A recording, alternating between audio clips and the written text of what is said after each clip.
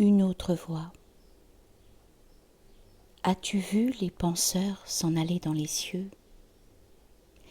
Les as-tu vus partir, hautains, séditieux, jetant dans l'inconnu leur voix terrifiante, espérant abuser de la nuit confiante, méditant des larcins prodigieux, rêvant d'aller toujours plus loin et toujours plus avant, se proposant d'atteindre à la source première, au centre, au but, de prendre ou l'ombre ou la lumière, ou l'être, et de saisir le météore au vol, emporter comme Élie, ailé comme saint Paul, et de trouver le fond, du ton faire le vide, du ton escalader le mystère livide, l'obscurité, les cieux brumeux, les cieux vermeils, avec effraction d'azur et de soleil.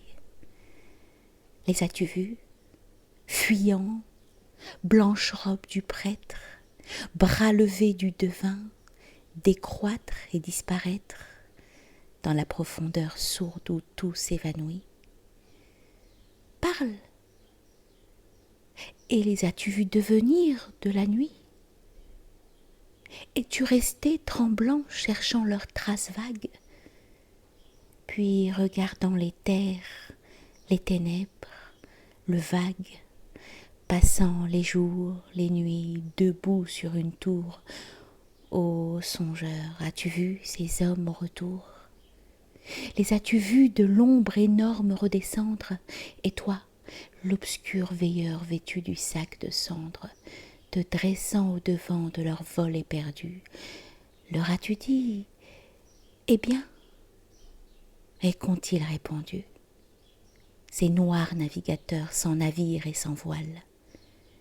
Et qu'ont-ils rapporté ces oiseleurs d'étoiles? Ils n'ont rien rapporté que de fronts sans couleur, où rien n'avait grandi si ce n'est la pâleur. Tous sont hagards après cette aventure étrange. Songeurs, tous ont empreint au front des ongles d'ange, tous ont dans le regard comme un songe qui fuit, tous ont l'air monstrueux en sortant de la nuit. On en voit quelques-uns dont l'âme saigne et souffre, pourtant de toutes parts les morsures du gouffre.